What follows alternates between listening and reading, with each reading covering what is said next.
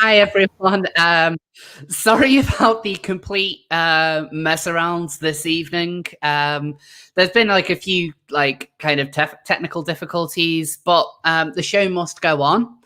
And I especially wanted to do the stream today because it got some very special guests. In particular, Karlyn Borysenko. How are you?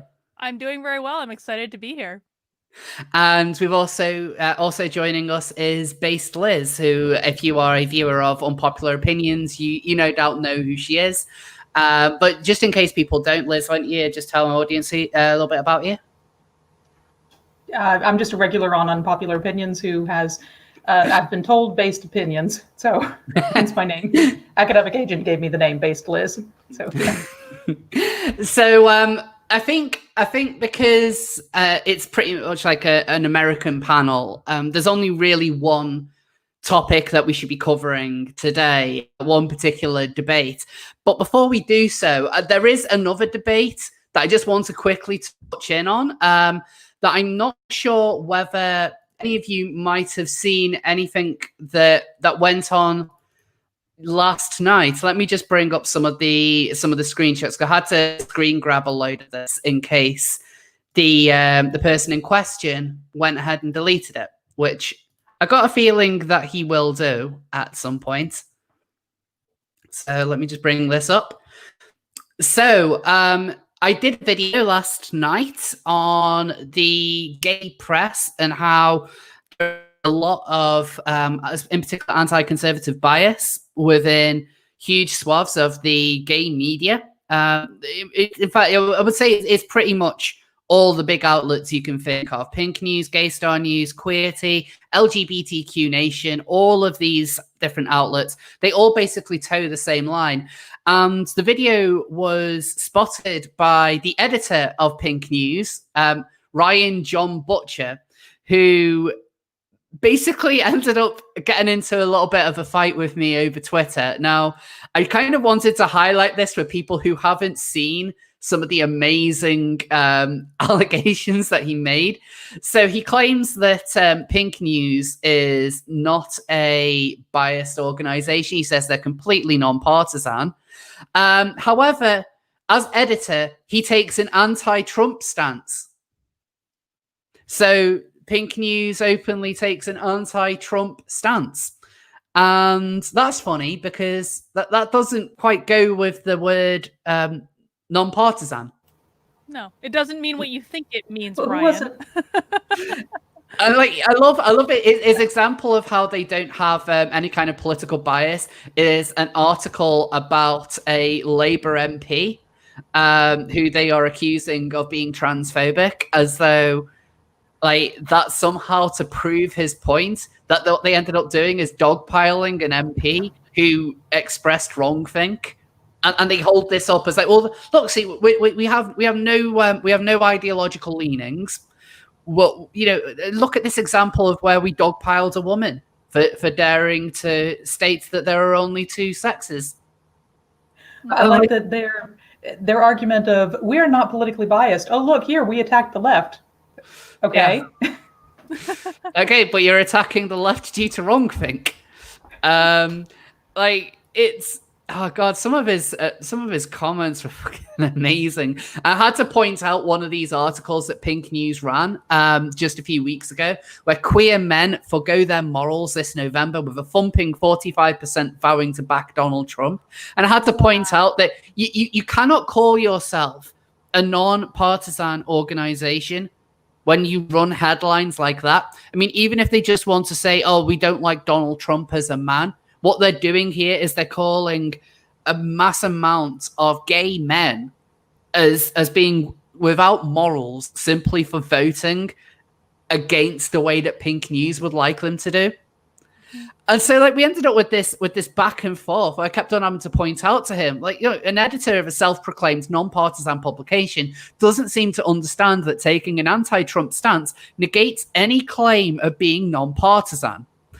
And like he said, oh, I literally said non-partisan except for being anti-Trump. I had to point this out. You're not non-partisan, are you? This is Oh, like, can we boy. just take a second here and appreciate that Twitter gives us the ability to get in these absurd arguments with people that we would never be able to argue with like this in real life? Like, this is amazing. Yeah. I'm like, this is amazing for so many reasons, and one of them I'll get into in just a little bit. I do think there's a kind of like a hint of jealousy from him because he brings up Good Morning Britain. I think that there's kind of like a section of the kind of like the gay media elite in the UK who weren't very happy with the fact that I was asked on that show. And I kind of love the idea that I'm getting under their skin now. Like, it's amazing. It's like, how dare you go on with Piers Morgan? Who do you think you are? That justifies everything. He points out like, it's okay that you went on TV with Piers Morgan and you laughed it up with him. It's like the reason why I was laughing it up with Piers Morgan is because Benjamin Butterworth is an idiot, and he was condemning a book that he has no intention of reading. He was telling people to not buy the book, to burn the book. Like on a book that he hasn't read. He was making spurious allegations against J.K. Rowling, none of which hold any water. And he's like, oh, you're just laughing it up with him. Like, no, I'm just having a chat with Piers Morgan. Like, and it's cool that I can say that. That for me is a bit of a victory for this year, that I can be like, well, at least I've been on TV with Piers Morgan, even if it is Piers Morgan. I tried to point out the difference between someone like Piers Morgan, who clearly has his own biases, and Pink News, where they say that this is in their About Us on their website. Pink News is the brand for the global LGBT plus community and the next generation. Like, wow. That's not just a statement of what their beliefs are. That's them saying that they are a representative of the LGBT community. And again, Ryan completely misses the point of what my video was all about, which is that these organizations claim to be mouthpieces for the LGBT community when there is such a high amount of political disagreement that it's very hard to even call yourself a representative of such community. All the gay men have in common is the fact that they sleep with other men. That's like the end of their similarities. Otherwise, that they're still men. Like, they still have their own beliefs, their own philosophy, their own religion. But the likes of Pink News purposely ignore that. And I'm like, when they say that they are the representative of the LGBTQ plus community and the next generation, are they saying they're representative of this and future LGBT plus community, or that it is LGBT plus and young people? Because that's kind of how I read it. That is like they're saying we represent all young people. That is actually a good point, because when they talk about when these kind of places talk about like the future generations, like they would generally mean things like drag kids. Mm-hmm. Like, because they see drag kids as like the future LGBT activists, and they're very open with the fact that that's what they think. I thought that a lot of the LGBTQ people, though, have been distancing themselves from that just because of the ties to pedophilia. Mm. I'm not active in that community, though, so I don't know. No, like, that's it. Like, I don't know any gay people, lesbians, bis, or trans people in my own personal life who think that drag kids is a good idea. Like, everyone is in agreement that it is disturbing. But then, Pink News is the organization that, tried to get people to vote against Republicans by pointing out that Republicans want to ban drag kids. And it's like, that would make me want to vote red. Yeah. In American terms, of course, not Labour or communist. But yeah, sorry. This just reminds me of a conversation I was having with I'm not going to say who, because I don't know how much I'm allowed to actually say publicly. But with a gay friend of mine, and he wrote an entire amazing TV show just about what it's like to be a single and a gay man, and it was supposed to be like this really raw look at it, and he was about to sell it to Amazon actually. And wow. essentially GLAAD came in and basically torpedoed the whole thing. And what he found out in that scenario is that on every show, basically, like, GLAAD is in the writer's room dictating Wow. what stories of the gay community you can tell and what stories you are not allowed to tell. That does not surprise me, actually. I mean, I kind of had a feeling that a lot of the big production companies, they'll probably have someone in, like, the human resources, or they'll have some sort of LGBT committee for employees, and somebody in there will have a link to someone like GLAAD, and then it will be something internal pushed by kind of like an internal political group that will then make sure that they make sure that you have this kind of checklist that you need to go through. Like in the UK, there's this a lot of employers sign up to this thing known as the Stonewall survey, which is effectively you need to see how much, like, if your corporation, if your business follows Stonewall's ideology, then they get like a gold tick, and they're considered like one of the best leading LGBT friendly organizations. And this is something that gets Stonewall a lot of money every year. Like these businesses like sign up, they spend thousands of pounds just to get a telling off about why they don't have gender neutral bathrooms being built into a building that's over 100 years old. But they always kind of add these new criteria every single year to make it more profitable for them. And it wouldn't surprise me if that's also what GLAAD is doing here. Like they will probably have a checklist, and GLAAD will be getting paid for that work. Like it won't be one person, like, just kind of doing it out of the goodness of their heart, explaining what is acceptable and what isn't. Like there is a financial aspect to it as well, which a lot of these big pink corporations like to push, because remember they make a lot of money out of being the victim. Like it's very profitable for them. So it honestly, the idea that you have organizations like GLAAD, there's going to be I think there's other ones like the human, is it HRC or something? Yeah, Human Rights Campaign. Yeah, like they will be another one. There'll be another one where I don't know I don't know them as well as I know something like Stonewall, because I've had a lot more dealings with Stonewall in my life, but no doubt that they have a similar kind of angle. Like all of this is to make money, and then they just do it under the name of speaking about people like me. And it's like thanks, guys. Like, he went on the attack about. He kind of aimed to attack me about being a Trump supporter.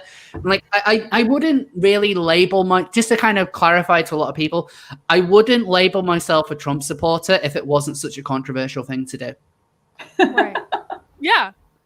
You just like stirring up trouble, Rose. But that is one of the ways in which I look at labeling myself as a Trump supporter. Like, I don't think that Trump is perfect. I think that he gets a lot of things wrong. And to be honest, if Tulsi Gabbard was running against Trump, I'd probably be more inclined to support her. But when you consider the shit show that the Democrats have been in, and we are going to get to that, so I won't talk about it too much. But yeah, it's something that just gets under people's skin, and it's almost like a badge of shame. So at least to be able to kind of talk about it openly and kind of give yourself that label, it removes the stigma a little bit. Mm-hmm. And I think that's helpful. I just love here that he's basically like challenging you to a duel, like, and God, demanding that you donate like super chats or whatever to a trans charity. Yeah. I mean, like, who does he think he is? This is crazy. Like he wanted to go on my channel. So he wanted my platform. I mean, he got very grouchy that Pink News wasn't given a right of reply on my YouTube channel. Not Does understanding he know how YouTube works. No, like that's it. A lot of these people who have very little connection to the world of YouTube, they really don't understand it, and they think that a channel such as mine should be running at the same sort of editorial. Like, I need to make sure that my fingers are in camera. Editorial standards, because Pink News has very, very little themselves. Like they think that we have to follow those same lines, and well, we don't, because a lot of what we do, it runs at a very fast pace. I mean, we are the ones who are making and curating researching everything for ourselves. Unless you're a channel that's big enough to have your own researchers, people such as me, we have to look into everything ourselves. We can't delegate it to, an intern or anything like that. We don't have all these separate offices that deal with it, or the same kind of structural links that somewhere like Pink News would have. We're just one person. So no, I don't have to wait around for you to give me a right of reply. But yeah, he disses me. He disses me, and then he's like, "Oh, I'll come on your channel, and by the way, donate your money to a charity of his choice." Yeah, exactly. Of his choice. No. Like, part of me was... He doesn't say that here, though. Does he say that elsewhere? Well, he says this here. Seeing as you like retweeting me so much, why don't we do this on your YouTube channel so I can neutralize your bombastic arguments on video, provided you pledge to donate any monetization to a trans charity. Now, there aren't really many trans charities in the UK, but all the ones that I can think of are ones that I strongly oppose. They push agendas that I don't agree with, and I'm not going to be a part of raising any money with them. And also, to be honest, when it comes to the likes of YouTube debating, I see it as, like, it isn't really about having a discussion. It's about point scoring. Like when you like, let's take someone like Vosh or the Debate Me Bros that are really big on YouTube, or BreadTube rather. Like, they don't really want to have an honest discussion. Like, they are looking for gotchas. They are looking to come out as a victor. I mean, if you want a very recent example, like Calvin Garra had Book Angel on his channel yesterday, and it was supposed to be just a discussion between Calvin and Book Angel, but then Calvin ended up getting someone called Riley Grace Rochong onto his channel. Now, Riley is a kind of like an up-and-coming trans debate me bro, so it'd be like debate me ho. I don't know. But like, right now. Yeah, we'll go with that. Like, I'm not meaning to kind of like purposely insult her. I'm not looking at calling her a bro, so people don't think I'm misgendering her. I'm not. But Riley is someone who is very much in line with the Debate Me Bros. And so the discussion is just Riley getting very, very angry that Book is saying things that she disagrees with. She's rolling her eyes. She's getting very catty with him. And it's not an honest conversation because she doesn't care about anything that Book has to say. As far as she's concerned, she's 100% in the right. And so there's no point in having a debate with these people because they're not really looking for that honest discussion. What they're looking for is point scoring, and that's useless.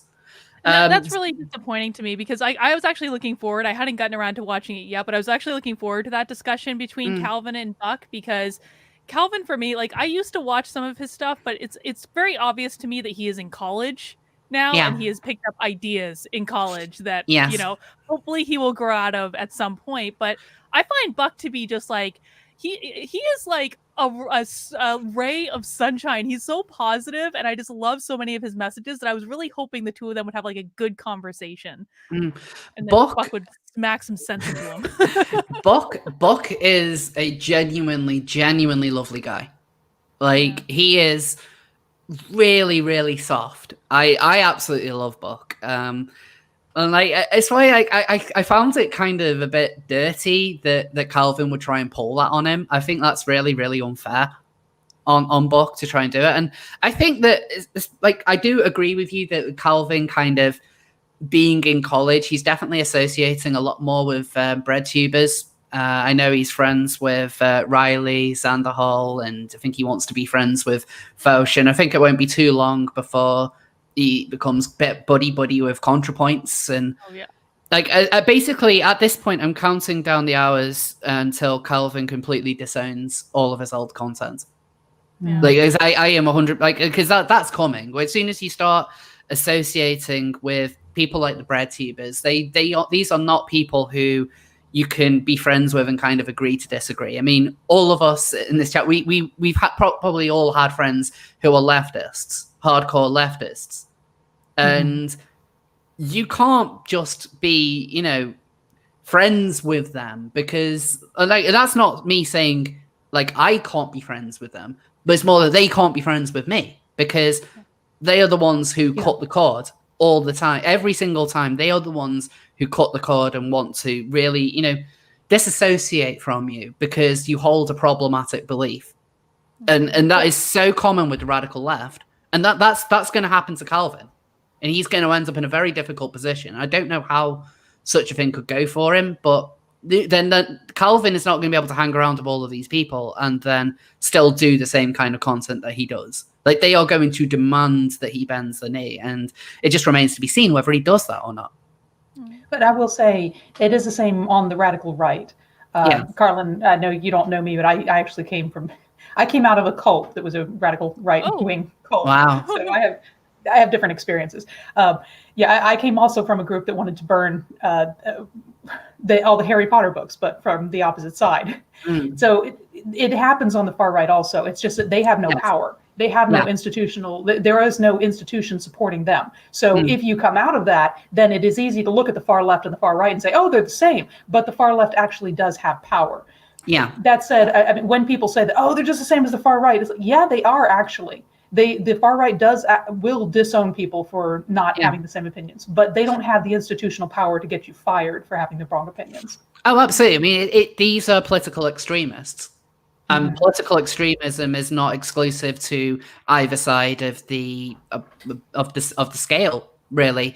I mean, you're gonna it's that whole horseshoe thing that people used to talk about a lot, and you do see that with the right. But I know people who are on the far left. I don't really know anyone who is on the far right. Like, other than me. Well, the people who I know who are labeled as the far right are people who aren't really far right. Right. You don't know anybody currently who is. Right. Sorry. Yeah, like the people I know who are labeled as being on the far right, let's say like Dank or Sargon. They're not. They're leftist centrists. They're not. But yeah, they're the ones who are still being accused of being far right, and that's normally what they will mean when they say far right. Well, anyone to the right of like Bernie Sanders is basically considered to be far right at this point. I mean, it's just ridiculous. I don't think anybody that moves farther right from where they are is called far right. I mean, Karlyn, you are definitely a leftist. I mean, a moderate leftist, but you're called far right because you've moved further right from where you were. Well, right. Simply because I'm not crazy, and I believe in compromise and silly things like that. I'm like, oh, you're a Nazi. Okay, fine. So, going back onto the misadventures of one Ryan John Butcher. This is kind of where our online debate ended. He thought that he got a gotcha on me because I went on Good Morning Britain, and I'm like, well, I got something out of that. I got to go on national television, and it was a discussion. Yeah, and you looked lovely. Oh, thank you. No, it was really, really early in the morning, and that was my first proper mainstream television appearance. And I did actually, like a few days ago, for people who might not know, I was actually on the BBC. I was on a show called Sunday Morning Live, and I was discussing the Gender Recognition Act. And I did speak more in it, and I think the people who watched it said I came across well. So yeah, I'm going mainstream, and I kind of also, Liz, I love that, of everyone from Unpopular Opinions, I'm the first one to go mainstream. Yes. Oh, and did you see in the group chat they were all saying, "Oh, we can say we knew Rose back when. Oh, maybe she'll remember us." I don't know if you saw that. Everybody joking about that.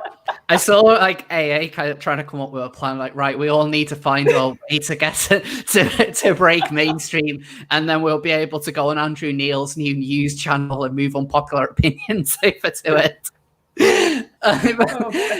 But on this, he tried to get me over gotcha, and I'm like, no, these are very different things. And then he accused me of kind of running away and hiding behind my my YouTube channel, which is kind of interesting for him to make that kind of allegation. So let me I got this kind of like a whole folder just with a few examples of why that's such a ridiculous statement for him to make. So he accused me of running away and hiding behind a YouTube channel. These are all the people, well, not all the people. This is just a handful of the people who were commenting during our discussion, who then pointed out that they have been blocked by Ryan John Butcher. So we got this woman here. She is blocked. Felonious Fox, blocked. Samael Regent, blocked. Rebecca Elston, blocked. Unwoke Lefty, he's blocked. Liam with a limp, blocked. Acetine, blocked. World's Longest Sigh, blocked. Dacrona, blocked. Ruby, blocked. Ian, blocked. And another Ian pointing out the trigger happy block button. But the best bit about all this was I actually had another run-in with Ryan a couple of months ago when he was trying to have a fight with Count Dankula. And Mike Harlow dug up a old tweet of Ryan's where he uses the N-word. And so I pointed out about, I wonder what you think about using the N-word considering context doesn't matter. And then he blocked me.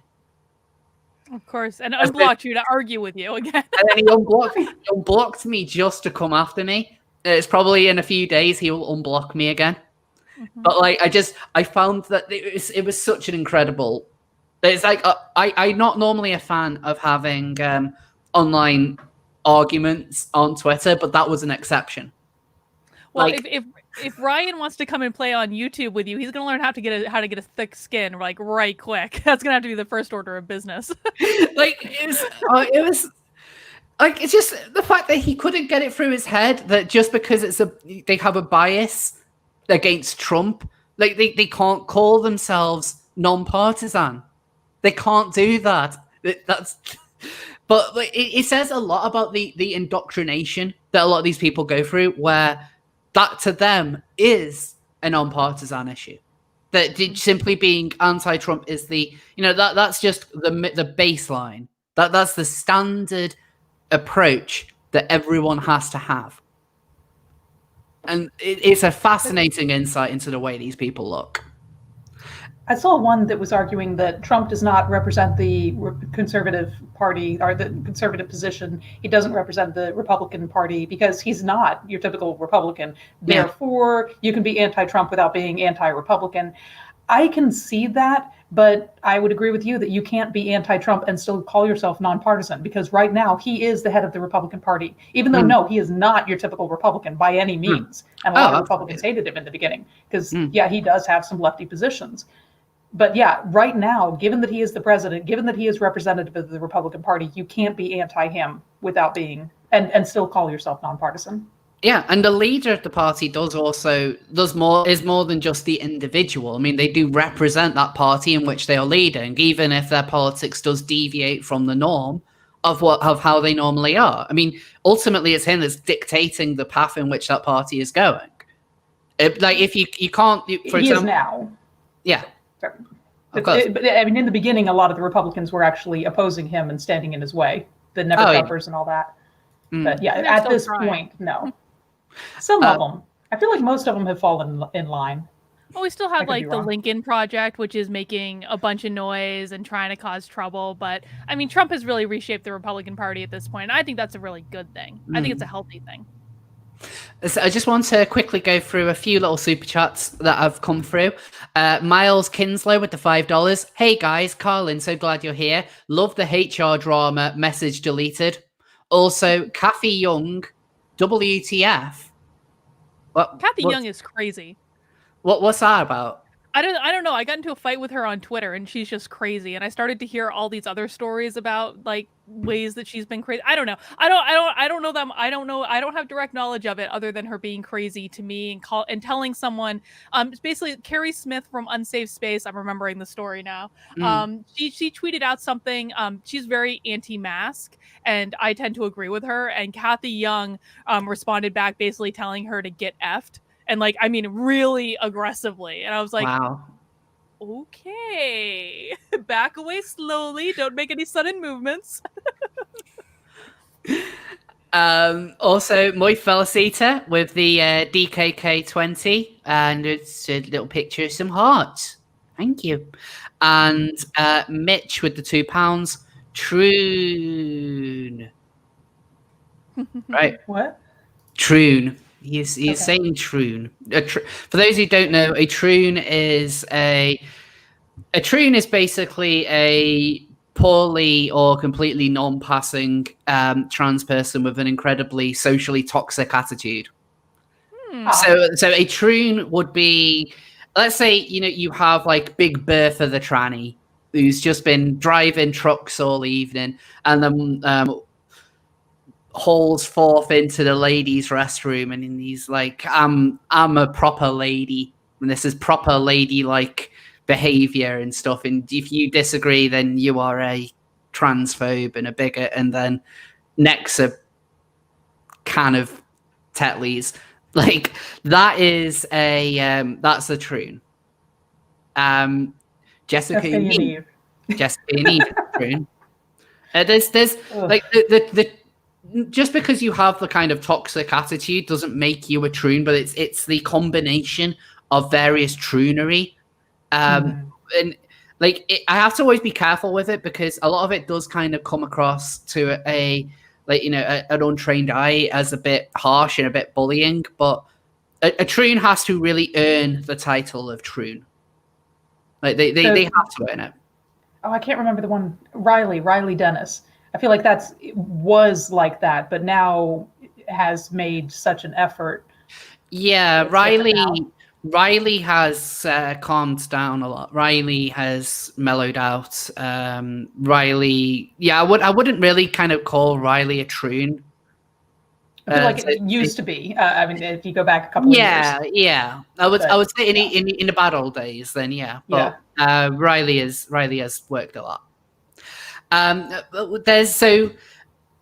There is still another debate that we need to talk about. But before we get on that, Karlyn, I want to just kind of just speak to you a little bit about hashtag walk away. Because this is something which you've been involved in quite prominently, and it's a movement that has interested me as well. And like I've had like Mike Harlow and Blair on this channel in the past, and we've never really kind of talked about it all that much. So I was wondering, just kind of like your thoughts on like what that movement really means and what it represents. Yeah, so I've been traveling around with Walkaway for like the last month and a half, 2 months. We've been doing rallies all over the states, and we went to Philadelphia, Baltimore, Chicago. We had a huge rally in Beverly Hills. We were in Dallas, Texas, where a lot of people saw us getting chased down the street by Black Lives Matter, and that was super fun. That was a low point of our rally experience. But Walkaway is essentially a group of former Democrats who we've said, the Democratic Party has gotten just way too crazy for us, and we are walking away and leaving it. And I think that, one of the things that's really, Walkaway has really grown dramatically in the past several months with all of the rioting that's going on in the United States. And it's been driving a lot of people away from the party. I think that the Walkaway group has grown exponentially in size on Facebook. And so that's really, kind of where we're at. The people that come to our rallies, they're not all former Democrats. A lot of them are on the right, or they're Trump supporters, or they're conservatives, but there are definitely a lot of just curious people who are going through the process of leaving the left, like I have. One thing which I've noticed with a lot of Walkaway supporters, and particularly the kind of speakers that Walkaway platforms, is that there seems to be, like, I hate to use phrases of the left, but I would say, at least from like the left's consideration, diverse, as in there is there have been multiple LGBT speakers, there have been like a lot of women put prominently, such as yourself. I've noticed that there's been a lot of black speakers involved as well.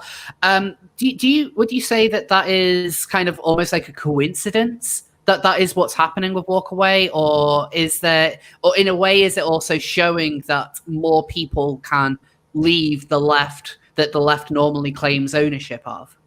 I don't think it's a coincidence at all, because Brandon Straka, who started the walkaway movement, is gay. And I think that, helping minorities particularly to understand that they have choices that are not the Democrats has been one of the things that he's been doing. But it is really funny, isn't it? And people don't understand how diverse the people that come to our rallies and speak at our rallies are. And it's funny because right before or right after the Dallas rally, actually, I got canceled by a client that I was doing a series of just workplace related presentations for, and they found out apparently that Trump had retweeted me, or I was at one of the rallies or something. They didn't like that, so they canceled the rest of the contract with me.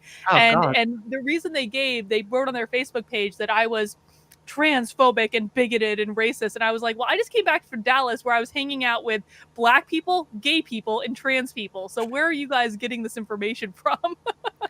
It's insane that they would kind of go to those reaches, but then again, who was really surprised? And it's things like that make more people want to join movements such as Walk Away.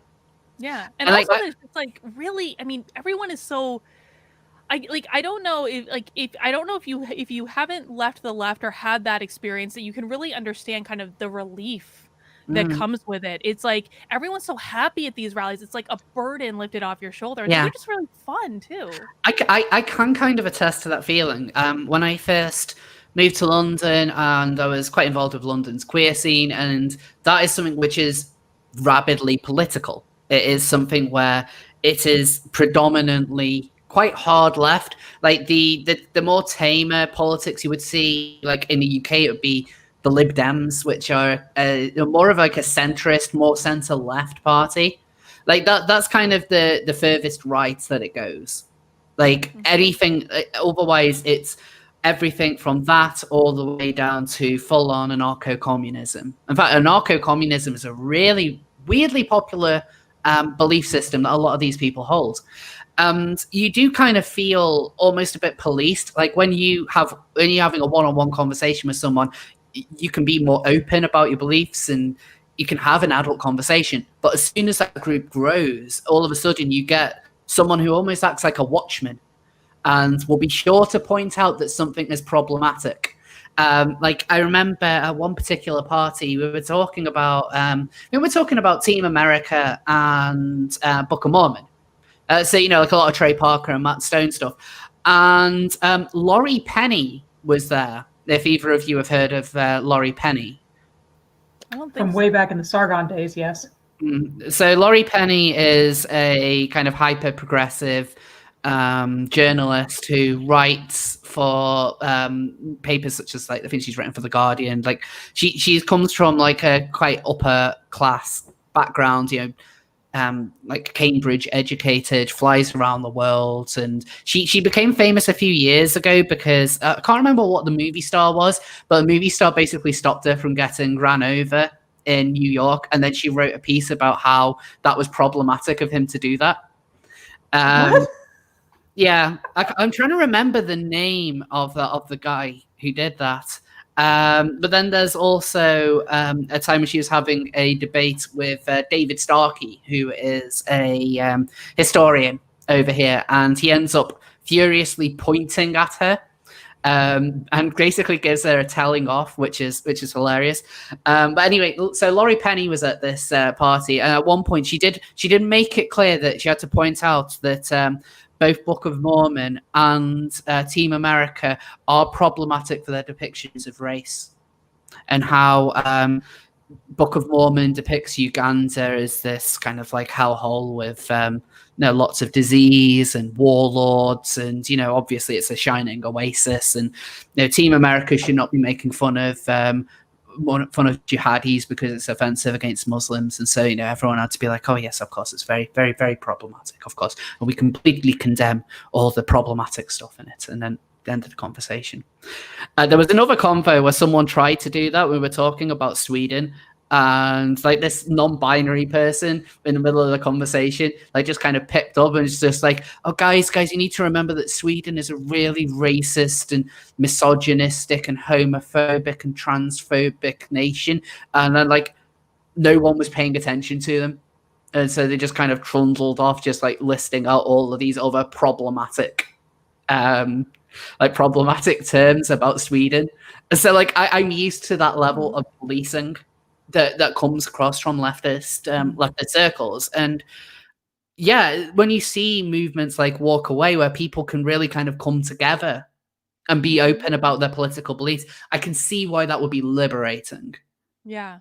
And I mean, you don't agree on everything. I mean, they're like, I mean, a lot of people think that Walk Away is just like all Trump supporters. I was not a Trump supporter when I first joined Walk Away. In fact, my original Walk Away story, I flat said, I will never vote for Donald Trump. And they were all like, Karlyn, yes, you will. And I was like, no, I won't. You're liars. But they knew because they had seen the pattern of kind of what tends to happen. But yeah, I mean, it's so great to be around a group of people that legitimately they don't judge you for, you know, maybe you make an offhanded remark that you don't think about, or because of immutable characteristics or any of that. It's just really, really freeing. Sorry, I just need to point something out. So Riley Grace has come in and said, oh, hi, Rose. I saw how you were talking about me on Twitter, but forgot to @ me. Honest mistake, I'm sure. Want to chat on stream? Riley, I know that you don't just want to chat. I've seen your chats with people like Mars and Buck. You don't want an honest discussion. So no, don't play this nice card and try and act as though you just want to have a chat, because it's grossly dishonest. If you want to debate stuff, then that's different. You could at least say that. Like I've mentioned in the past, I'm not really a debater, but don't try and pretend you just want to have an honest discussion. You're playing the Vaush card here. That's what Vaush does. And everyone knows that he does not have an honest conversation. And so, no, I don't want to chat on stream. Mic drop. Oh, no, that's all I'm going to say.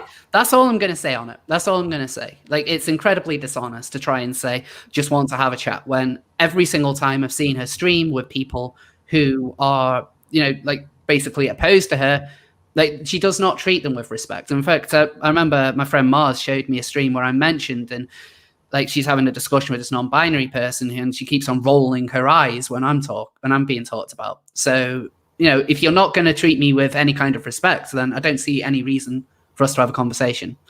Anyway, moving on. So going back to Walk Away, like, I think one of the big kind of misconceptions about Walk Away is that it's an LGBT movement predominantly.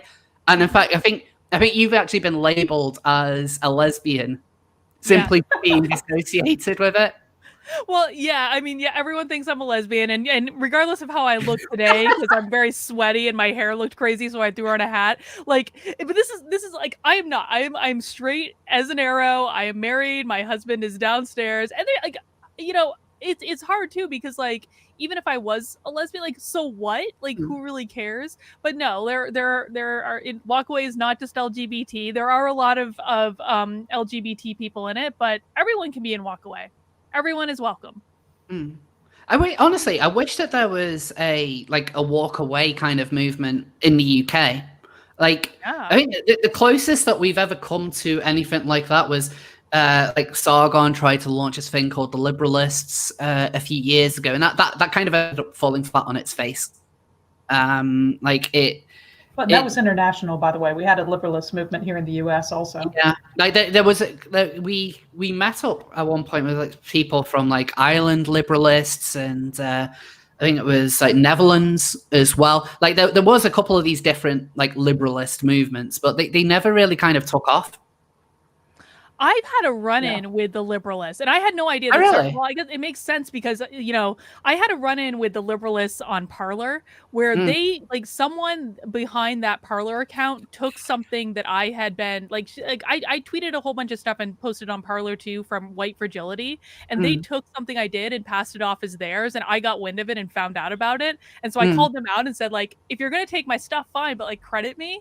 And there was a whole little back and forth, and then Sargon put me on blast on Parler, and I had no idea he was involved because I don't pay attention to any of this stuff.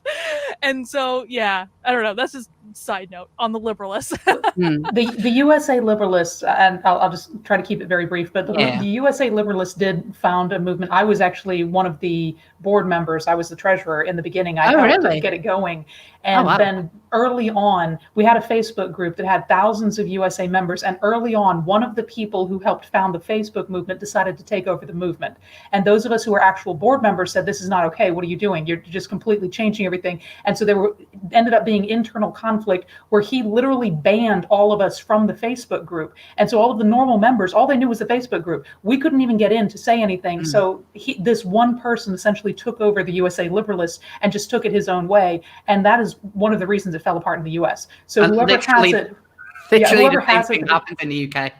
Yeah, whoever attacked you, Karlyn, probably is either this person or a friend of theirs who just joined it to get power, essentially. Like I know who it was who did that. I'm actually on really good terms with him now. But in the UK or in the US? In the UK. Okay. Because there was a similar thing like that happened. So I remember, like, Not So Obvious was one of the people who's kind of trying to sort all that out. I'm actually on really good terms with the guy now. But it would be good if there was like an actual kind of proper walk away thing. Like, I mean, the liberalists, at least when they kind of came together, it was more about an ideology, kind of like classic liberalism was the kind of like the core tenet, whereas walk away is simply, I don't care who you vote for, it's just not for the left. Yeah. Or even if you are left wing, you are sick of the way in which the left has been coming across. Like, I totally. I mean, because this is not just a U.S. problem. This is a problem like all over the place. So I don't know. Maybe I know Brandon is like pretty tied up until the election, but maybe after the election, walk away can go international. That would be pretty great. I would love it.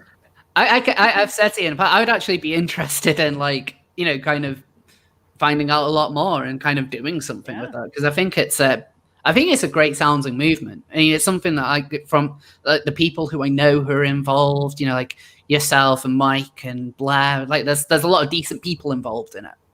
And like, I think that it's great to just, especially with that more diverse, I know I don't want to use those kinds of words so much, but at the same time, it's almost important, because that's the kind of language that the left uses when they talk about representation. Going back to that guy I was arguing with yesterday, who was trying to say, like, would you support Trump even though everything he's going to do to LGBT people?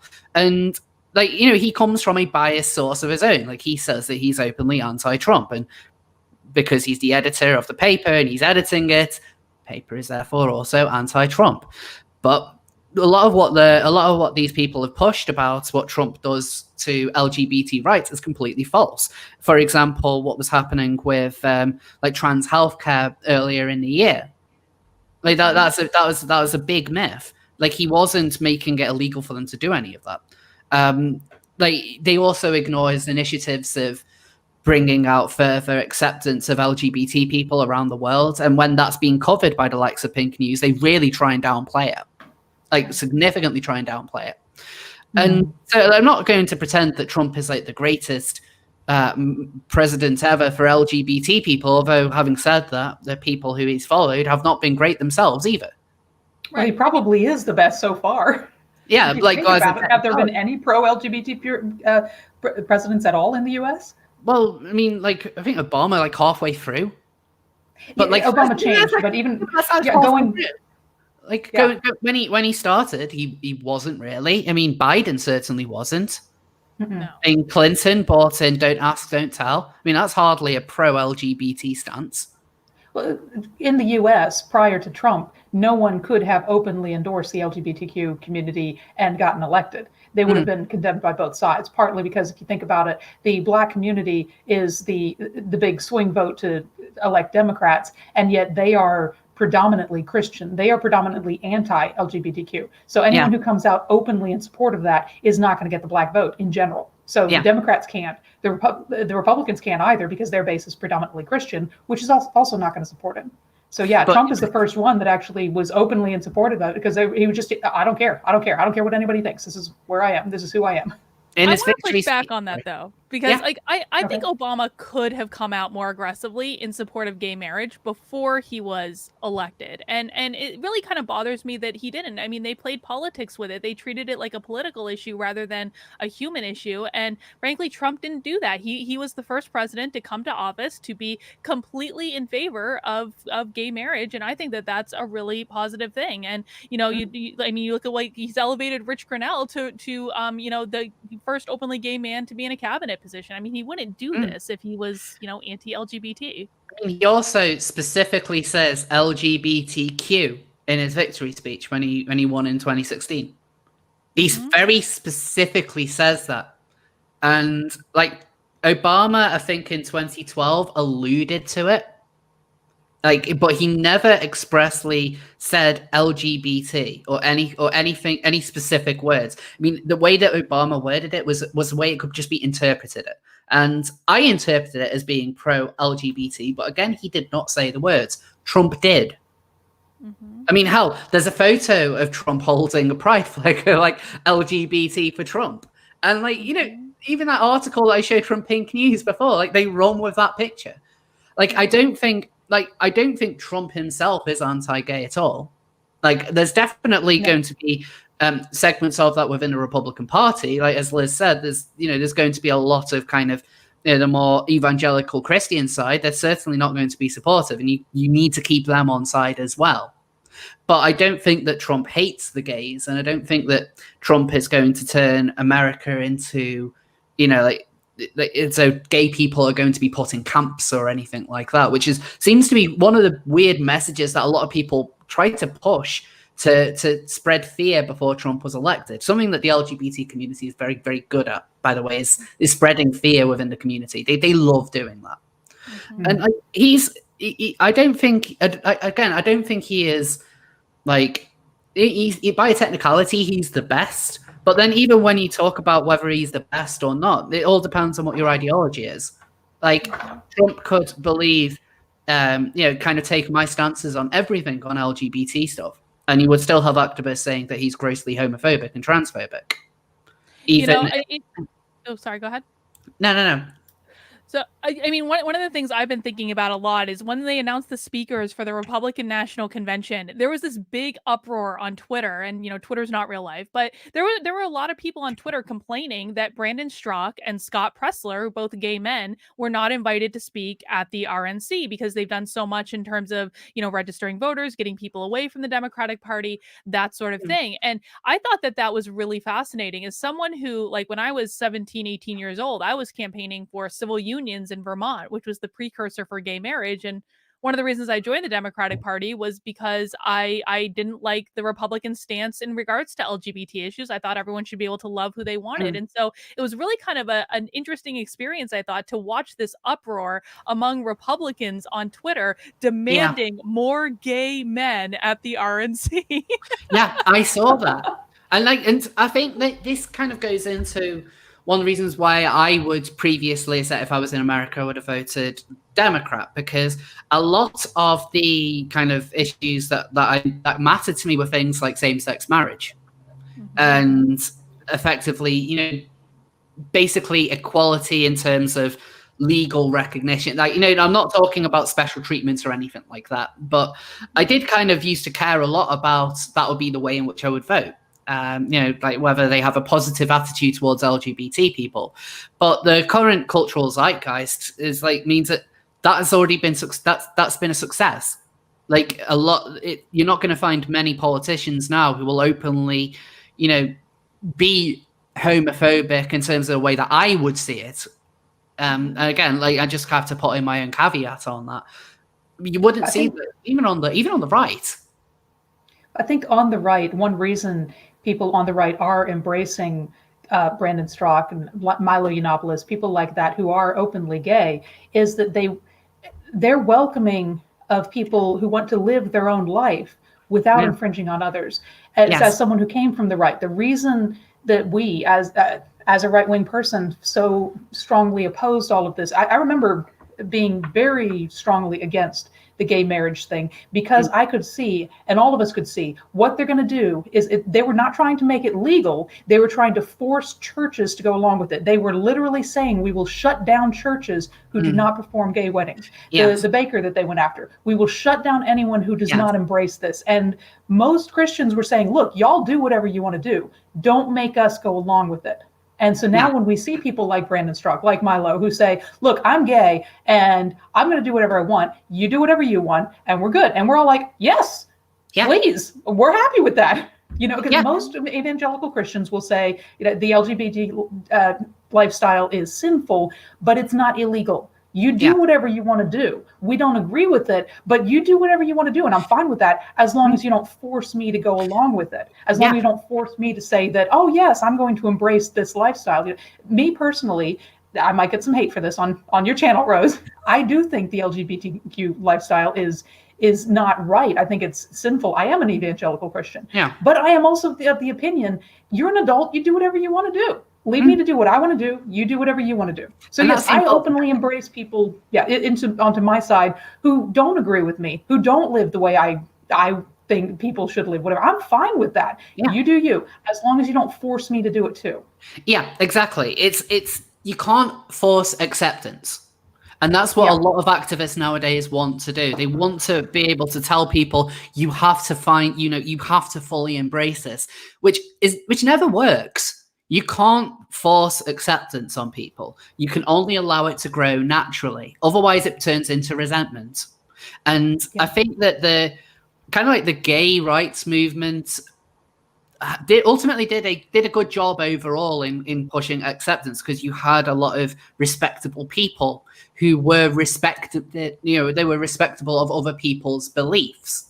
Like there are all those people within it. But then when you get to the modern day trans movement, they absolutely aren't respectful of anyone who disagrees with the notion that there are millions of genders or sex as a social construct.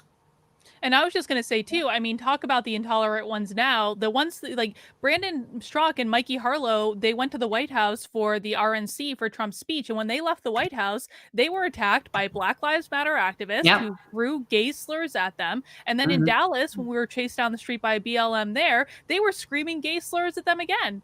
And so who are really the intolerant ones now? Yeah. And going back to what we were talking about earlier, absolute silence from the so-called pink press. Not a single one of those outlets covered it. They would cover instances when somebody on the left is assaulted. They did regular coverage of Owen Jones when he was assaulted. And I'm not saying that they shouldn't have done that, because it was not right that Owen Jones got assaulted. Whatever your thoughts on the man are, he should not face violence for it. And I'm consistent with that. So it's not about them shouldn't talk about Owen Jones being attacked, but they should also talk about Brandon and Mike being attacked as well. Like I really think that and going back to them saying that they are completely impartial, like it's a lie. Otherwise, they would have covered that. Like I used to write for an LGBT news website, and so I am aware of like how little content there really is to run a website entirely on that subject. Like the story, like you have to really dig to find stories to cover, and in particular a story that is interesting. Like it's simple for me to do as a YouTuber, where if I run a series like Trans Stupid, it's just usually 3-4 max stories a week, and so I can always find something of that limited amount that's simple to talk about. But when you are running a website, you've got to find rolling coverage effectively. The more stories you can pump out, the better. And this was news, so that it hit Fox News. It was trending on Twitter, I think, at one point. Like a lot of people were aware of this, and so these journalists would have been aware that this had happened. They chose either they are terrible at their jobs for not doing enough research to find out that such a thing happened, or they purposely chose to ignore it. And I'll even go one step further. When we were chased in Dallas, the media was following us the entire way. Yeah. They got the entire thing on camera, and they refused to release the footage. So this is not ignorance. This is a purposeful decision on their part. No, I believe that, because again, a lot of this would go against their narrative. A lot of it would completely, they don't want to show that there might be individuals within the BLM movement who are homophobic, because otherwise their own readership might start to question their unavowed support. And so it's in their interest, if they want to push specific beliefs onto their readership, that they ignore certain subjects. And they do that all the time. I mean, one of the things I commented on in my video a few days ago was Parkview, a school in Birmingham, where there was protests about this LGBT inclusive education for young children. Now, the protests themselves were originally arranged by the local Muslim community, who felt very strongly that they did not want their children to be taught about same-sex relationships. And they made the argument of no, in our religion, this is sinful. We don't want to have anything to do with this education. Please don't give this to our children. And the movement did grow. Eventually, Christian groups got involved in the UK as well with those protests. But if you read the gay press, you would not really understand where the protest came from in the first place. They would just if they were trying to go on a bigotry angle, they would often just aim it at Christians. But they wouldn't aim that at Muslims. They would do if they mentioned Islam in there, they would mention about how Islamophobia is rising within the gay community as well. And it's well, maybe you should talk about that. Maybe you should actually talk about where there is this clear conflict between groups that the left likes to claim ownership of, which is gays and Muslims, because there is a clear conflict in there, and both people within both groups will openly admit it. So why not talk about it? If you want to openly solve that problem, you need to talk about it, but they don't. And so people who just get their information from these pink press websites, they don't know why this is happening. How could they, if they're getting all their information curated from people who claim to have absolutely no agenda, but are obviously setting one? It's the same as the feminist movement when they were embracing, I don't know, 5 or 10 years ago, when they were embracing Islamic countries and saying, oh, these are wonderful places for women's rights. It's wait, have you ever been there? Oh, my word. There just is no logical consistency with these people. No. It's all identitarianism. It's all, I can't even say it's skin color or even sexual identity, because they do incorporate religion. They will attack Christians while embracing Islam and calling Islam a race while calling Christianity a culture. And it just doesn't make sense. So I think we should probably start actually moving on to the topic of the big debate, because I'm dying to know what you guys thought of it. I just want to go through some more super chats first. So EC90 with £2. Troon is a small port on the east coast of Scotland. All right. I might have known that, weirdly. But that's a really interesting bit of information for everyone, because I really have this image of all these kind of troon salesmen, fishermen and stuff, just rocking up with big beards and getting a tankard of Tetleys to take on the dinghy. Oh my god, I have an image now.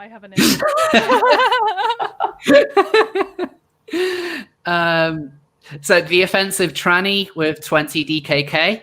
We need a #WalkAway Europe edition. Yes, we do. Zurindu with the 10 New Zealand dollars. In New Zealand, we have the opposite of the #WalkAway movement. It has no official name, but I'm calling it the #WalkTowards movement.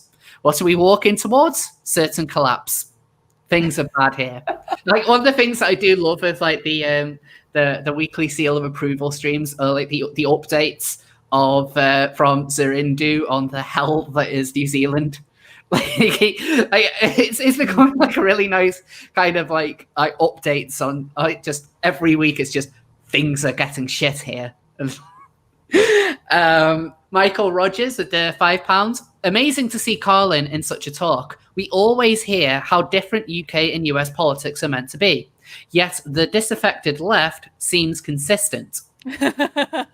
We're just as bitter in every single country. So with all that, no, I just think we should move on to the main debate, the main thing that happened yesterday. and that is, of course, Trump versus the Democrat Party. And the media and Chris Wallace. Well, Biden specifically labeled himself as the Democrat Party, so yes. Oh, I couldn't believe he said that. Oh, there's some. I think my favorite moment. I didn't watch the whole thing through, but I have watched highlights, and I think the favorite highlight that I've seen is when Biden is kind of reading off he's kind of listing off a few different things, and he jumps from 1 to 3, and then Trump's like, "Oh yeah, you missed out too." When Biden labeled himself as the leader of the Democratic Party, too, Trump was like, "Not according to Harris." There were so many good one-liners.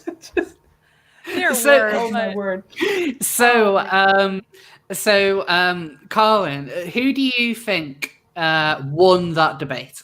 Well, I think Trump definitely won the debate. I mean, Trump was the dominating force in that debate. He was the alpha. He was the big swinging D in the room. I mean, there's just no denying it. But I think where the debate went wrong is like, he pushed too far. And this was my fear for Trump going into this debate, because I think that everyone knew that Trump was going to steamroll Biden. But at some point, the steamrolling becomes gratuitous. And then you start feeling sorry for Biden, because like the first half hour of that debate was great. Like Trump was on fire. I was in hysterics. I thought it was awesome. And then it just keeps going and going and going. Biden looks like he's going to cry and is going to lose it at any second. And Trump is just like showing no mercy. And I'm like, can someone just please take Biden and take him to bed or something? So I think it kind of backfired at the end, and I think that Trump would have gotten more out of it if he had been more restrained in his attack. I think that I can understand the meaning behind like the steamrolling as a tactic, because what Trump wants to be the one who's completely in control of the conversation. He is the one that everyone is ultimately going to be talking about at the end of the day. I mean, I've seen a lot more people love him or hate him. I've seen a lot more people talking about Trump than I have of Biden. But I think with Biden, I don't know whether that is the best tactic to go all in on. And the reason for that is Biden is equally hilarious, but for the wrong reasons. Like I really want to I want to make like a full kind of compilation of all the weird things that he comes out with, and whether it's like it's things from when he kind of was talking to someone off set in one of his I think it was like one of his streams from his basement, and he's like, he got the camera aimed at him and he's just kind of looking off in a completely different direction, and he looks genuinely confused. And then you have the whole corn pop story, which I think is probably one of my favorite Biden moments. And then there's there's a couple of different footages of him where he seems to fart. And like, this is a man. I've seen those, but it doesn't surprise me. Like there's two of them in particular. There is the one where he's in his basement, and he's having a conversation with someone, and then like it sounds like he farts, and the guy who he's talking to, you can openly see like the reaction on his face, like what the hell just happened. And then there was another one when he was in a church. I think it was last month. Right. I remember that. Yeah, the church one was kind of a bit strange. Wait, what? You know what else happened at the church, though, is someone, because I remember the church for a different reason. Someone zoomed in on Biden's hand, and it looked like he had just had an IV stuck in his hand. He had IV marks on the back of his hand that were bleeding in that church speech, too. Really? Wow. Fun fact, yeah. Excuse me. That honestly doesn't surprise me. No, another thing, I can't really share sound, but I do want to quickly kind of play this video, which I found today.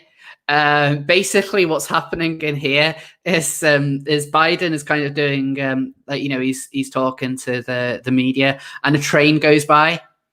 Mm-hmm. And it just completely distracts him, and he starts rambling on about the train. I just kind of love the idea of Biden losing his train of thought. Literally. Literally losing his train of thought. And like this is the kind of thing that he needs to that Trump needs to highlight more. Yeah. Like Trump needs to highlight a lot more of like this almost like the senile nature of Biden. Because it's all well and good for Trump to kind of big himself up, but you need to kind of understand a bit more about what his opponent is actually like as well. And throwing accusations like Biden as a socialist, I don't think really stick, because I don't think Biden is a socialist. I think that the Democratic Party is gradually becoming the victim of entryism by socialists, and I think that there will eventually be a much harder left aspect of the Democrats. I don't think they're there yet. But just simply throwing out like the accusation that he is a socialist is his record doesn't show that. I mean, he's corporate Democrat. Yeah, and Biden even said in the debate last night, he was like, "I beat the socialist, and I do not support the Green New Deal," which I don't think is going to go over well with his voters on the far left either. I mean, they're already not excited about Biden in the beginning. Why would they be excited? But I agree with you. Listen, like Biden had so many mistakes last night. He said Antifa were not groups. Antifa is an idea. Yes. Like, go after that. He said that there's no evidence of mail-in voter fraud when there is absolutely evidence of mail-in voter fraud. I mean, so there's a lot of material that Biden gave them to work with. Well, the Antifa being an idea, I think, is probably the biggest meme that has come out of this. You had billions of dollars worth of damage, multiple people killed, scores injured and arrested, businesses thoroughly destroyed, but all by an idea. Well, I'll tell you what, though, because up until relatively recently, I was still kind of keeping in contact with some of my friends on the left, or at least I would see their Facebook posts, and then they just drove me insane, so I had to stop. Yeah.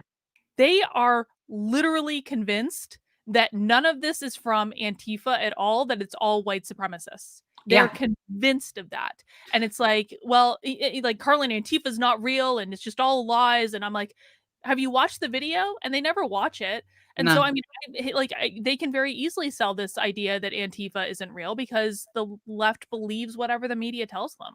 Yeah, and it's like the idea that because 93% of BLM protests don't erupt into violence, that therefore it's unfair to claim that there is any violence to be associated with it. It's only 7%. Of all protests, it's only, upwards of 500. Well, it might be like saying 99% of COVID cases don't result in death, and so perhaps we shouldn't be worried about it. Well, yeah, like I find that weird angle of like Antifa isn't an idea, is an idea or something, which the hard left will lap that up, like because it's running cover for them. Your average person on, your average voter, or a lot of people in these affected cities, I would be very interested to see how such a statement goes down with them. Yeah. Like, I think that's got to be one of the big losses, especially when they try and compare what, like Biden kind of washing away the idea of Antifa with Trump refusing to condemn white supremacy, which personally I believe that they were setting up a Kafka trap for Trump by doing that. He did. He tried. If you listen to what he said there, though, I'm sorry if you already said this, but he said when he was asked, "Will you condemn white supremacy?" He said, "Yeah, sure." And they said, "Well, go ahead and do it." He said, "Okay, tell me who you want me to condemn. Give me a name." And then they listed off 3 names, among which was the Proud Boys. And he said, "Well, the Proud Boys should stand down and stand ready because they're not white supremacists." Yeah, I think if they hadn't mentioned if they hadn't mentioned the Proud Boys, if they had just said white supremacists, neo-Nazis, he would have condemned them openly. But I think because they threw in the Proud Boys, that kind of derailed him slightly. Yeah, and on top of that, remember that he made the KKK a hate organization. Or was it a hate organization? Was it a terrorist group? Like, he's so, if you're going to call someone like a white supremacist, and then they effectively criminalize the KKK, it's an interesting angle to move on to. Well, I think it just shows that they are not interested remotely in the truth anymore. They're just not interested. They're interested in taking these little snippets out of context, completely twisting them, leaving out any of the good things Trump says, leaving out any of the good things he's done to try to combat this, and just running with it. That's where we're at. And one other thing I think Trump Liz, I haven't really heard your take yet on, like, do you think anyone won the debate? I think that it depends on how you define win and lose. Trump definitely came across as a bully, as somebody who wouldn't let anybody else talk. And Biden, through the whole thing, he was a snake oil salesman. He was speaking directly to the camera. If you watch it, Trump was responding to the moderator.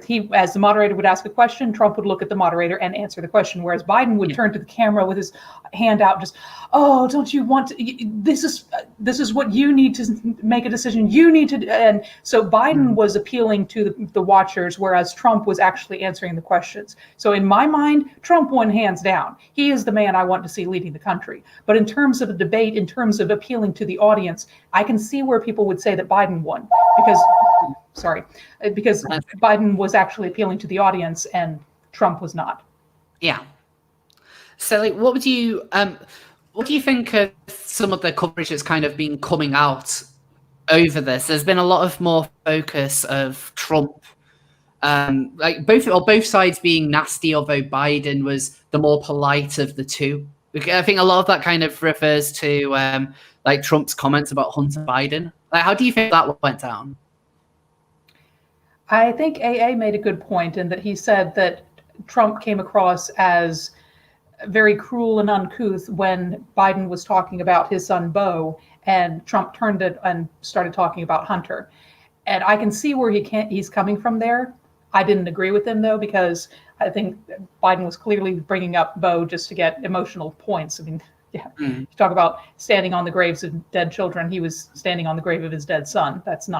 Wasn't very nice of him. But at the same time, I could understand how the public in general will look at that and sympathize with Biden and not approve of Trump the way he handled it. Just a few more super chats are coming before we continue.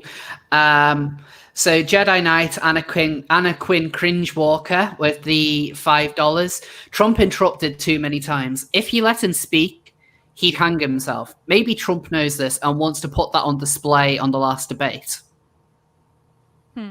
I agree.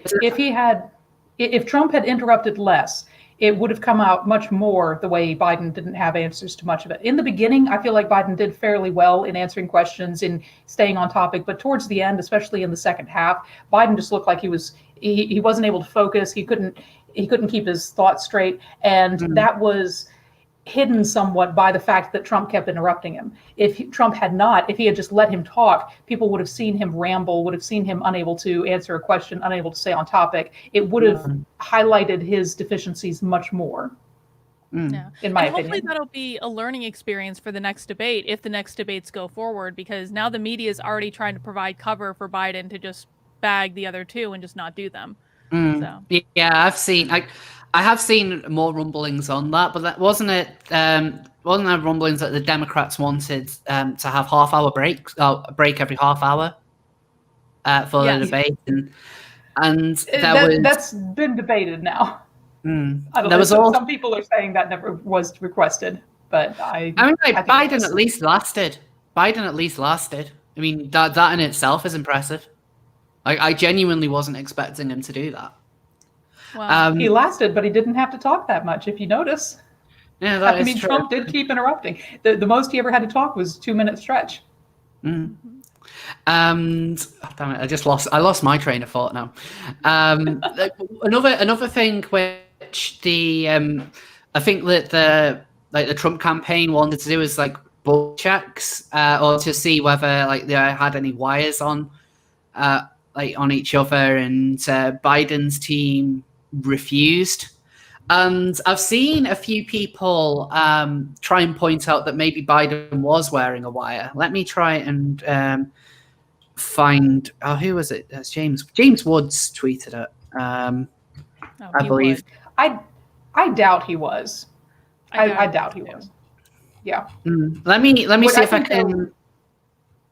Sorry. What I think was Karlyn. very bad on the part of the Democratic Party is, from what I've heard, Biden's handlers originally agreed to it, and then later, like the day before, disagreed. What is that? So the picture on the left, I've seen a few people say that is a crease in Biden's shirt. So I don't know whether my mouse pointer is showing up on the thing, but where there's that red circle, there's that. It does look a bit like a wire, but it's not very clear as to what it is. I've seen so many of these. I've seen so many of these that were fake. I tend not to believe these. It looks too much like a conspiracy theory to me. I have seen. I'm sure I've seen a video showing both of these. Like, this was footage that went out, but I think the question is more: is it actually what these people are saying that they are? I think a lot of people have been trying to look for evidence that Biden, kind of like, he was probably getting pointers or anything like that. But I'm not sure whether that is a bit too conspiracy. Like, that's weird though. The thing, if that photo was real with the thing on the wrist, like, what is that? Like, what other explanation should there be for that? It looks like a pen. It looks like a pen. Yeah, it does. But why would he have a pen stuck in his sleeve like that? Yeah, it's really close to his wrist. Like, let me see if I can find actual video footage, as I'm sure this actually kind of pops up on. Like, so here is the wire. So if you look there, like, it pops up. Oh, that is not a crease. That is not a crease. I don't think that's a crease. So that's so that there's the wire. In regards to the thing that looks like a pen, I'm sure there is actual footage that shows that, but again, I don't know. I wouldn't, at first glance, I would not say that is a microphone or anything like that. Like, it looks like a pen.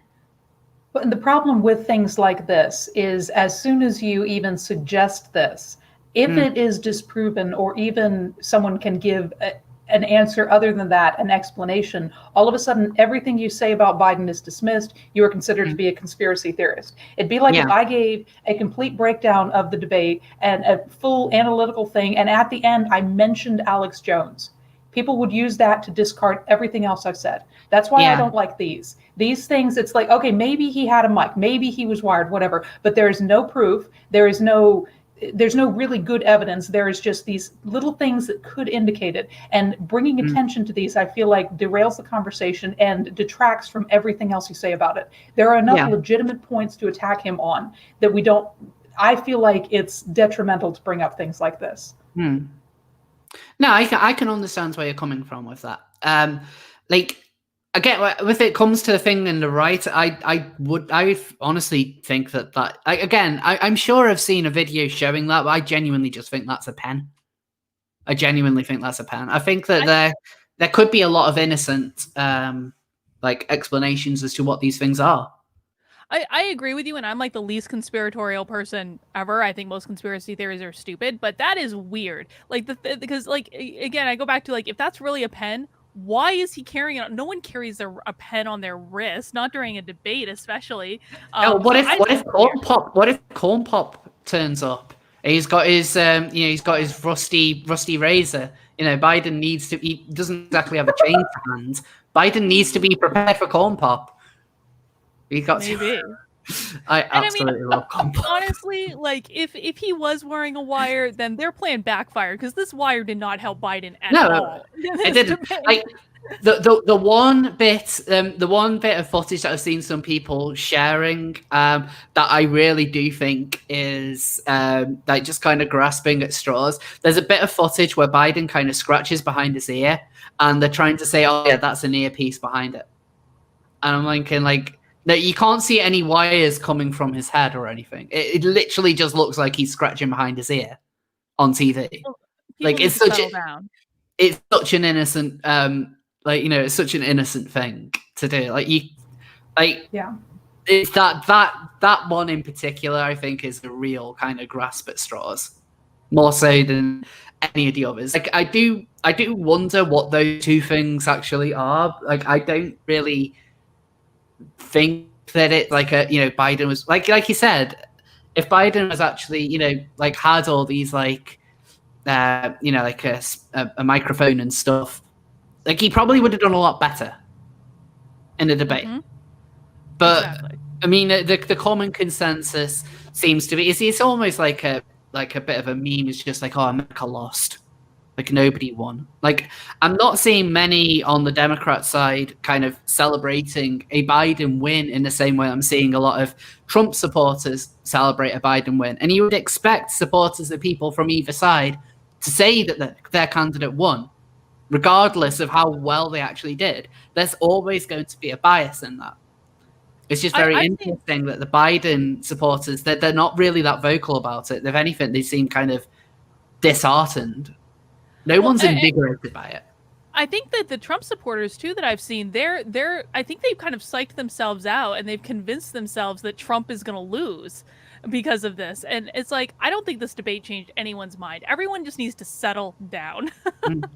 So we got a confirmation on what it was. So the thing on his wrist was a rosary band. All right. I can buy into that. Okay, that makes sense. I didn't know he was Catholic. Neither did I.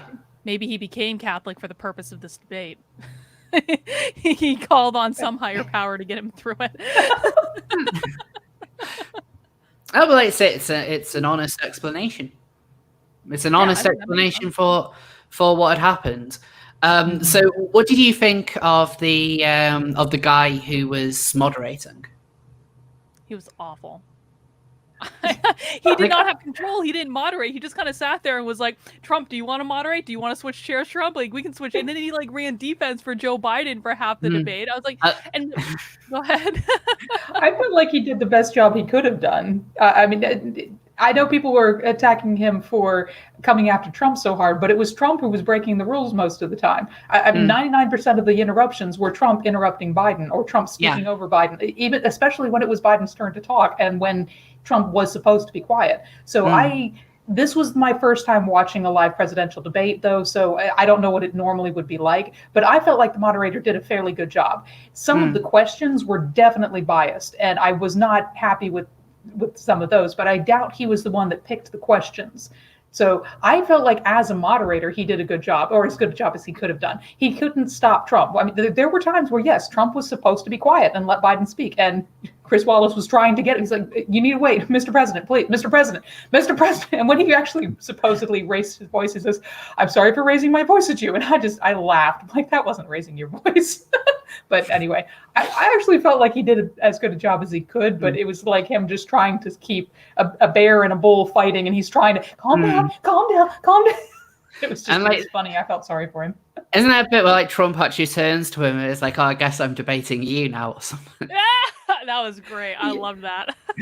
Well, even at that point, though, it was like Chris Wallace was trying to pose a question, and Trump cut him off halfway and was answering. And Chris Wallace is like, let me finish the question. Trump's like, no, I have to say. And again, I feel like Chris Wallace did the best he could. And I totally like what Trump did. I like how he handled it. But at the same time, he wasn't staying within the rules. He wasn't abiding by the guidelines of the debate. So Chris Wallace was in the right to try to get him to stop, be quiet, wait your turn. It's just Trump wasn't going to do that. Someone who I think should be, Americans should get for one of the other debates, though, Andrew Neal.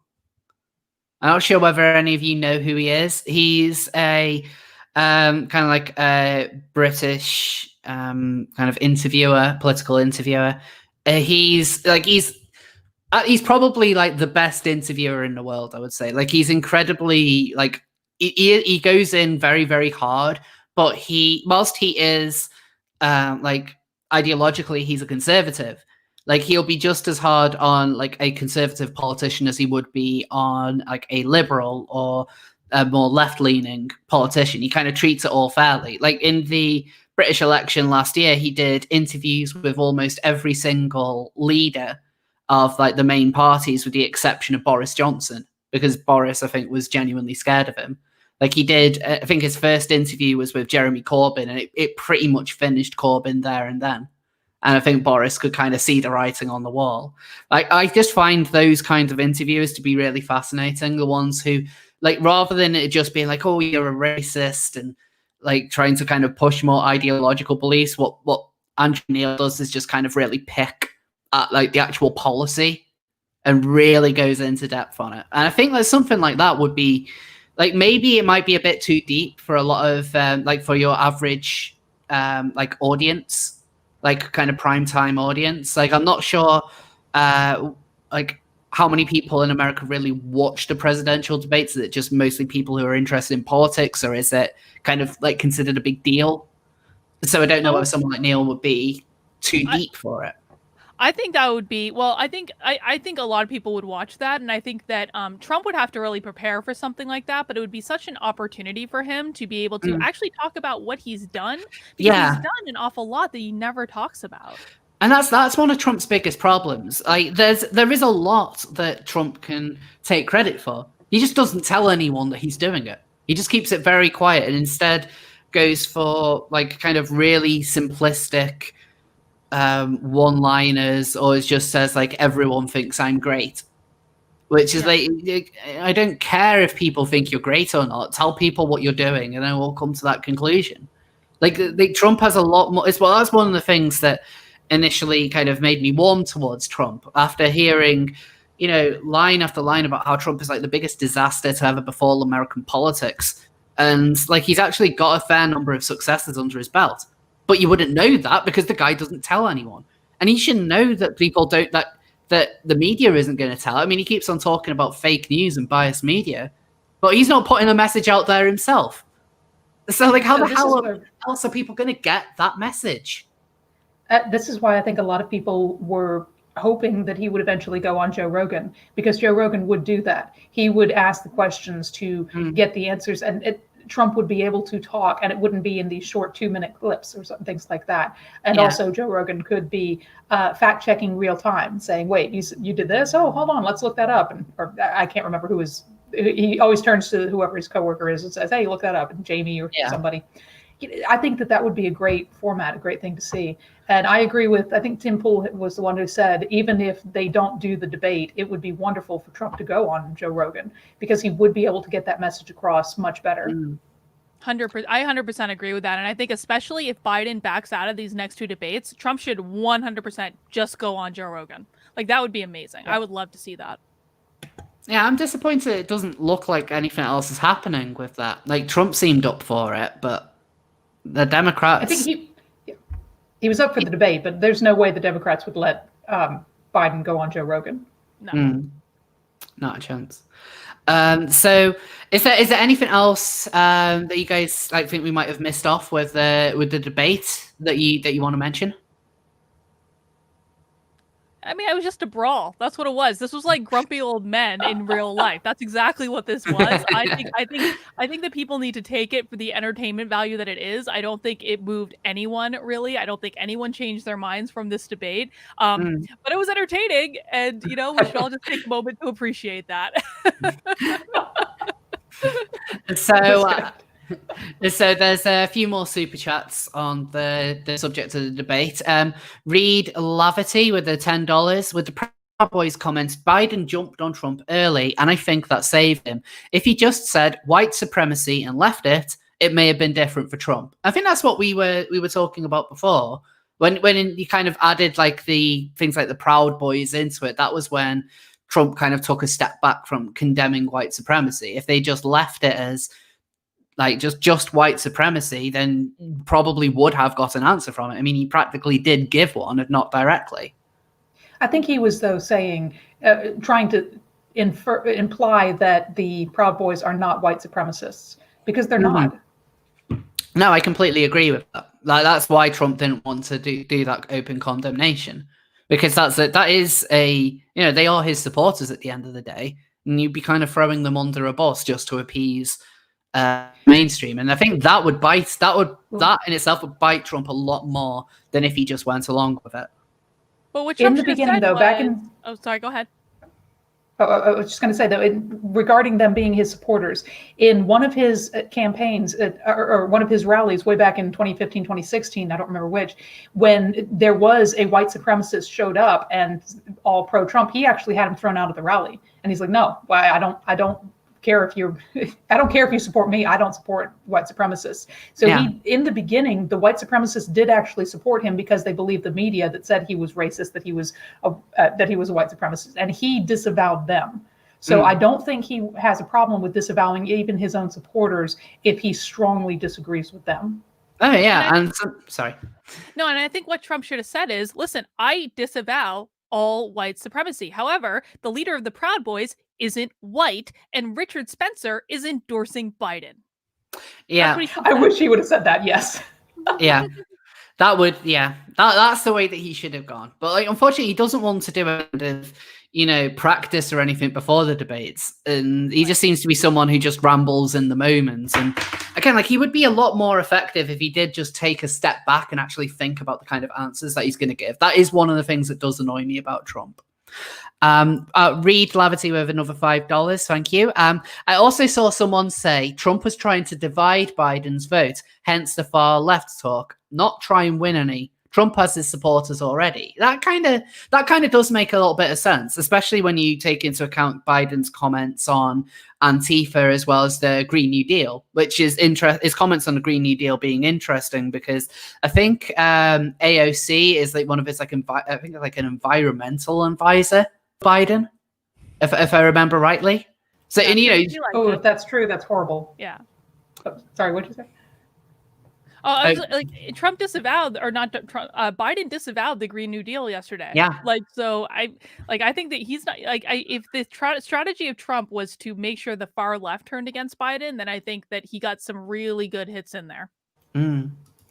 Yeah, I wondered if that was not why he told him, "Oh, say law enforcement, say you support law and order." You won't say it. And I wondered at the time, I'm thinking, why is he saying that? Because I have heard Biden say he supports law and order, and then it was after Biden said it, I thought, whoa, is Trump just trying to divide Biden's base? Because Biden has said he supports law and order, but for him to actually say it on the public debate stage, it could have been just Trump trying to divide his base. Jedi Knight Anna Quinn Cringewalker with the $5. If you want a conspiracy theory, Trump had something in his scalp, and it looked an awful lot like Musk's Neuralink. No need for drugs. Matthew Ivy with the $10. Thank you. Bit behind. If you can be forced to bend the knee, it can happen to anyone who talks to commies. Sorry, but social liberals will always be subverted. James Burnham laid this out in Suicide of the West. I mean, that is something which is I found generally to be quite common amongst the so-called former skeptic community of YouTube, and a lot of the more a lot of the American self-proclaimed social liberals are now very much backtracking on the kind of views that they held a few years ago. A lot of them are now becoming more and more avid supporters of the left, if not the far left. That doesn't mean every single one of them is, or all of them are becoming socialists or communists or anything of that like that. But certainly people like Shu are definitely sucking up to, people like Vosh. Then Jedi Knight Anna Quinn Cringewalker again with the $5. Thank you. One of the Proud Boys who was arrested, Kinsman, is married to an African American. Yeah, he has several I think 2 mixed race children, black wife and 2 mixed race children, and yet they called him a white supremacist. Well, all white people are white supremacists in the land of the left. Remember, we can never forget that all white people are white supremacists.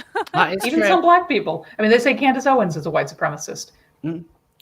Or Kyle Rittenhouse, he's a white supremacist. I mean, Biden openly said that Rittenhouse is a white supremacist. In fact, I've got a tab with that, I saw that open tweet. Here. Falsely accusing him of being a white supremacist. So, and they're going to get sued for it. They're going to get sued. Yeah, Lynn Wood is not happy. You think? Lynn Wood's already basically said, Lynn Wood's been tweeting about it. He's demanding an apology and a retraction. Yeah, but Lynn Wood's not a great lawyer. I wish Kyle had gotten somebody else. Pretty well for himself. Lynn Wood got a multi-million-dollar settlement. Well, we don't know how much, but we can suspect. Yeah, that's the thing. We don't. Settlement. It's suspected, but then when it was, who was it? I don't remember which one it was, but one of the CNN people said, "Oh no, it was just a pittance." then Lynn Wood said, "Oh, you're releasing classified information. You can get sued," implying that what he said was true. I don't think it was implying. I disagree with you that he was implying what he said was true, because he didn't have any knowledge of what the settlement was, and what the settlement says is like they're just not allowed to talk about it. They're not allowed to speculate. Yes. They're not allowed to put any information out there. And so I think if Lynn Wood smelled blood in the water to go back and get, another 50 grand or whatever to get the CNN to shut up, I think he would do it. I guess I listened to Viva Frey and Barnes Law. I don't know if you're familiar with them. And Barnes Law has nothing good to say about Lynn Wood, as far as I've heard. And it's just, I don't know. I don't know. So I shouldn't say much. So I'm aware we've been probably streaming for a bit longer than I was originally expecting to do. I know that it's been a bit of a kind of weird evening with the streams starting and stopping and all of that. But I thought, because I haven't had time to put in a straw poll to see who gets the seal of approval this week, what I would like people to do in the chat is to vote for who they think had their best take. So who gets the seal of approval for this week? Is it myself? Is it Liz? Or is it Karlyn? So just type in the comments who you think is worthy of the seal of approval. And whilst everyone's doing that, I think that I should at least go back to a traditional seal of approval subject. And that is, of course, the seal of the week. Because there has to be a seal of the week. And the seal of the week this week is an albino seal, an albino harbour seal from Chapinsay in Scotland. And this little seal is albino, and he's been accepted by his plump. So a plump is a collective term for a group of seals. So, if I talk about a plump of seals, it's basically like a colony of seals. And this is actually quite big news, because I adore seals. I think that seals are wholesome and lovely, but seals can also be be demonstrably be a bit racist towards seals that look different. This is a serious thing. And often, if you have researchers, for example, have noticed that if a black seal pup is kind of in a similar colony to harbor seals with a more typical grayish fur, the black pup might actually get bullied by the others. And a lot of it is because the other seals don't kind of recognize, because it's a different color than all the other ones, they don't recognize it. And so they can get a little bit arsey about it. And I don't like the idea of racist seals. But in this instance, these seals are not racist.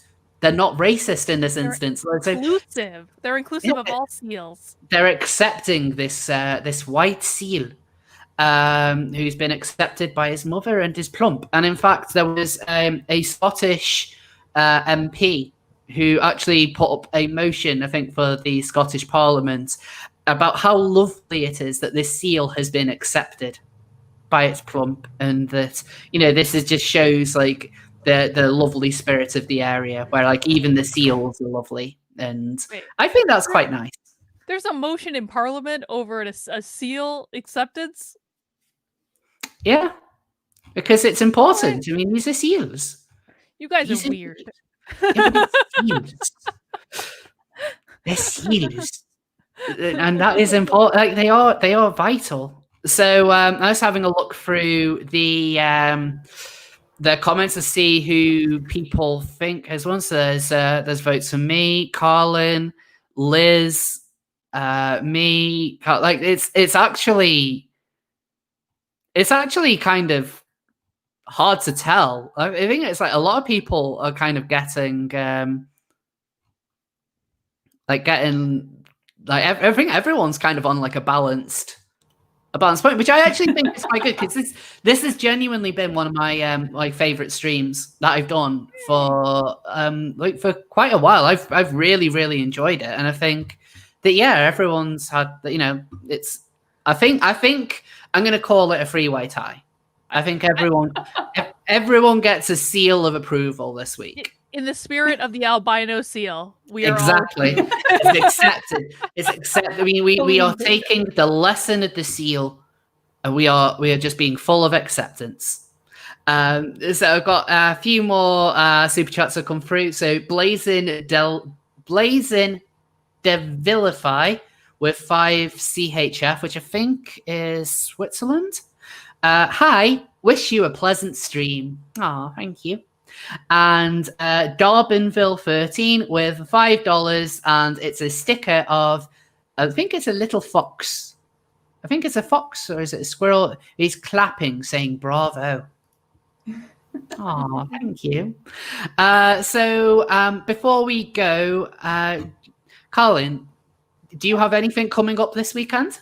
I do. Actually, tomorrow I am going to Washington, D.C. for the big Walkaway March on Washington, which is going to be on Saturday. We also have a women's town hall on Friday night. So it's going to be an amazing weekend. Anyone in the DC area, you should definitely come out on Saturday. It's completely free to come to the march. We're going to have lots of amazing speakers. I'm going to be there. Mikey Harlow, Blair White, Brandon, obviously. Dan Crenshaw is going to be speaking. Scott Pressler. Lots of amazing speakers at the March on Washington. So that's really what I'm up to this weekend. I would absolutely love to be there.